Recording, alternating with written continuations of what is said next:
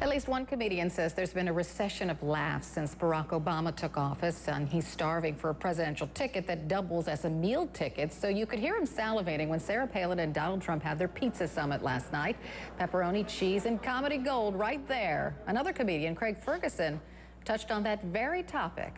Listen. Today in New York City, Sarah Palin had a meeting with Donald Trump. Now, experts are saying that if those two joined forces on a presidential ticket, it would be the greatest gift ever given to comedy. He's not the only one that feels that way, as I said. Dean Obeidallah is the founder of the Arab American Comedy Festival, and you've actually started a Twitter group called Comedians for Palin.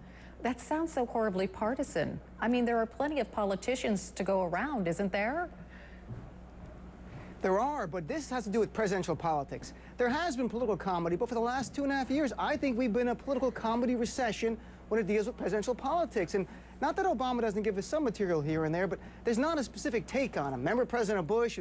He couldn't speak English well. Obviously, President Clinton had the sescapades. And what's funnier, a joke about Obamacare or a joke about how President Bush used to say, instead of Al-Qaeda, Al-Qaeda, and it went from a Middle East terrorist group to a Mexican restaurant. So, you know, we're hoping Sarah Palin can give us that. Oh, gee. Well, what about Congressman Dennis Kucinich? I mean, he's running around the country trying to find a district to run in, and he's funny in himself. Well, you know what? It was a hard choice. You know, among the comedians I know, we talked about it. If Trump would have stayed in the race, I think that he had a lot of potential. He likes to talk a lot. His hair makes you appreciate Justin Bieber's hair. And then you have Herman Cain and Michelle Bachmann. But Sarah Palin has a track record. She has a proven track record. That's what makes us happy. I mean, to us, she's like George Bush without the lipstick. I mean, that's the difference between Sarah Palin and George Bush is lipstick at this point. She's going to mispronounce words, make up things. I mean, who could forget, you know, when just recently she said in Libya we have a skirmish going on. You know, in her defense, Alvin and the Chipmunks, the squeakquel, maybe she thought it was okay to add squee to the beginning of any word. But I think there's a lot of potential there, and we are excited about her running. We want her to run for president. I'm not saying I want her to win, but I want her to run for president. I'm just wondering why most comedians pick on the Republican side of the aisle. Is it because they're all Democrats? I mean, why is that? No, I think that, well, I think a lot of comedians are a little bit more on the progressive side, but we did tons of jokes about President Clinton. I had so many jokes about President Clinton. It's about the person. You know, President Obama didn't speak English as well, it was unfaithful. It would be better for comedians. Bad for America, but great for comedians.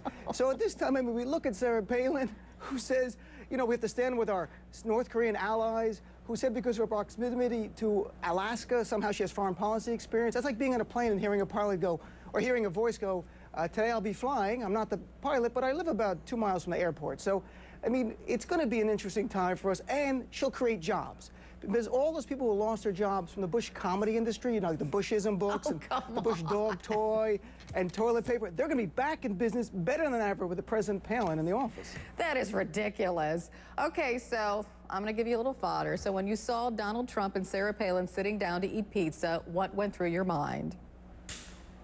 That would be the second greatest ticket ever. I think for us, the greatest ticket would be Palin, Charlie Sheen. That's the best ticket in the history of comedy. Impossible to happen. I imagine, you know, I don't know what their conversation could be. To me, they're like the A-team with, instead of Trump being face, he's hair, and she's the crazy Murdoch, you know, howling mad Murdoch.